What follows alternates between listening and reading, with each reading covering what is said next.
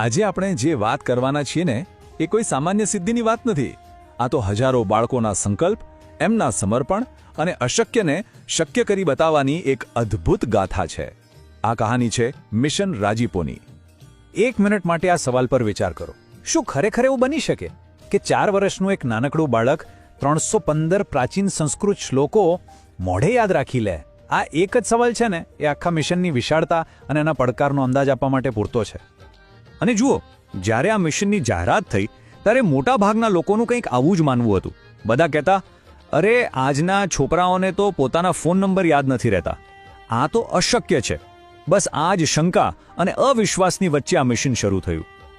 તો સવાલ એ થાય કે આટલા બધા અવિશ્વાસ વચ્ચે આ વિચાર આવ્યો ક્યાંથી? ચલો આપણે આ અશક્ય લાગતી ઘોષણાના મૂળ સુધી જઈએ અને સમજીએ કે આ મહત્વાકાંક્ષી મિશનની શરૂઆત કેવી રીતે થઈ. આ આખા મિશનના કેન્દ્રમાં હતો એક ગ્રંથ, સત્સંગ દીક્ષા. આ ખાલી શ્લોકોનો સંગ્રહ નથી, પણ મહંત સ્વામી મહારાજ દ્વારા રચાયેલું એક એવું શાસ્ત્ર છે જેને વ્યક્તિગત, પારિવારિક અને સામાજિક જીવન જીવવા માટેની એક સંપૂર્ણ ગાઈડબુક કહી શકાય. અને મિશન રાજીપોનો જે ટાર્ગેટ હતો એ સાંભળીને જ અશક્ય લાગે. 3 થી 13 વર્ષના બાળકોએ આખો ગ્રંથ કંઠસ્થ કરવાનો હતો, અને એ પણ એની મૂળ ભાષા એટલે કે સંસ્કૃતમાં. પણ આટલો મોટો ટાર્ગેટ એને પૂરો કેવી રીતે કરાયો? ચાલો હવે એની પાછળનું જે જબરદસ્ત આયોજન અને જે સિસ્ટમ હતી ને એના પર એક નજર કરીએ, જેણે આ મિશનને શક્ય બનાવ્યું. જુઓ, આ સફળતા કોઈ હવામાં નહોતી મળી. એની પાછળ એકદમ પાક્કું સ્ટેપ બાય સ્ટેપ પ્લાનિંગ હતું. બાળકો માટે ખાસ ઓડિયો વિડીયો બનાવવામાં આવ્યા, દુનિયાભરમાં ક્લાસ શરૂ થયા, અઘરા શબ્દોને સમજાવવા માટે વાર્તાઓ અને એક્શનનો ઉપયોગ થયો, અને દરેક બાળકને પર્સનલ ગાઈડન્સ પણ મળ્યું. પણ જાણો છો, સિસ્ટમ અને પ્લાનિંગ તો એક બાજુ, આ કહાનીના અસલી હીરો તો એ નાના બાળકો હતા. એમનો સંઘર્ષ, એમનું સમર્પણ અને એમણે જે કસોટીઓ પાર કરી એ ખરેખર અકલ્પનીય હતું. વિનીતની જ વાત લો. ફક્ત 7 વર્ષનો અને જન્મથી જ એટલી બધી શારીરિક તકલીફો, 13 મોટી સર્જરીઓ થઈ ચૂકી હતી. છતાં પણ એની હિંમત જુઓ. દરેક પીડા સહન કરીને એણે આખો ગ્રંથ કંઠસ્થ કરી બતાવ્યો. અથવા તો જિજ્ઞાસુને જુઓ. ઉંમર માત્ર 12 વર્ષ અને માતાની તબિયતને કારણે ઘરની આખી જવાબદારી એના માથે આવી પડી. રસોઈ, સફાઈ, નાના ભાઈની સંભાળ, આ બધાની વચ્ચે પણ એણે પોતાનું લક્ષ્ય છોડ્યું નહીં. અને જેસેલ, એની કહાની તો ખરેખર હૃદયને સ્પર્શી જાય એવી છે. લ્યુકેમિયા જેવી ગંભીર બીમારી, કીમોથેરેપીની પીડાદાયક ટ્રીટમેન્ટ, પણ એનો સંકલ્પ એનાથી પણ મજબૂત હતો. અને આ તો ફક્ત 3 નામ છે. આવા તો હજારો બાળકો હતા. એમણે જે ત્યાગ કર્યા ને એ પણ નાના સૂના નહોતા. ટીવી, મોબાઈલ ગેમ્સ છોડી દીધી, પોતાની મનપસંદ ચોકલેટ, કેક જતી કરી, વેકેશનમાં પણ પ્રેક્ટિસ ચાલુ રાખી.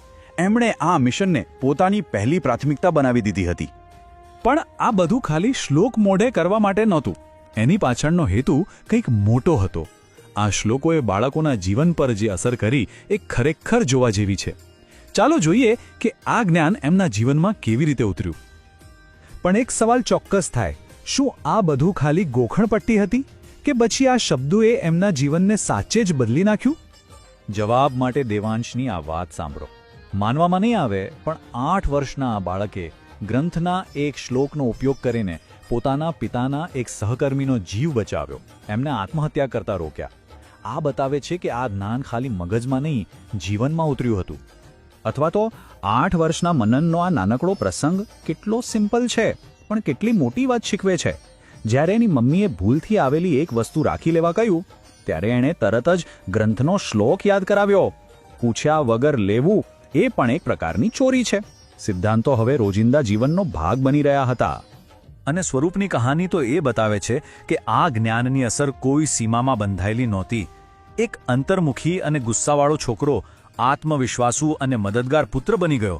આ પરિવર્તન ખરેખર પ્રેરણાદાયક છે. તો આટલા બધા સંઘર્ષ, ત્યાગ અને અદ્ભુત પરિવર્તન પછી ફાઇનલ પરિણામ શું આવ્યું? હવે સમય છે એ જબરદસ્ત સિદ્ધિની, એ 15,000 બાળ વિદ્વાનોની ઉજવણી કરવાનો. લગભગ 15,000થી વધારે બાળકો કર્યો છે દેશ પરદેશમાં. દેશ પરદેશથી આ 15,000 બાળકો એક જ ગણવેશમાં આ મહોત્સવમાં, ત્યાં સત્સંગ સભામાં બિરાજમાન છે. સમૂહમાં આ શ્લોકોનું ગાન કરશે. એક સાથે 15,000 બાળકો અને બાલિકાઓ 3 થી 13 વર્ષની ઉંમરના એ લોકો શ્લોક ગાન કરશે. આ એક વિશ્વ વિક્રમ થવાનો છે વડોદરા શહેરના આંગણે. અને આ જે બાળકો સફળ થયા એમને એક ખાસ અને સન્માનજનક બિરુદ આપવામાં આવ્યું, બાળ વિદ્વાન. અને આ સિદ્ધિ કેટલી અસાધારણ હતી એનો અંદાજ સૌથી નાના વિદ્વાન અક્ષર કેકરીની વાત પરથી લગાવી શકાય છે. ઉંમર ફક્ત 4 વર્ષ અને એણે દરરોજ 3 કલાક શ્લોકો સાંભળીને આ અશક્ય કામ કરી બતાવ્યું. આ બાળકોની મહેનતની કદર પણ એટલી જ ખાસ રીતે કરવામાં આવી. એમના ગુરુ મહંત સ્વામી મહારાજે પોતે 2.5 કલાકથી વધુનો સમય આપીને દરેક બાળક માટે એક હાર્ટ બુક નામની ખાસ ભેટ તૈયાર કરી. આ એમના ઊંડા સ્નેહનું પ્રતીક હતું.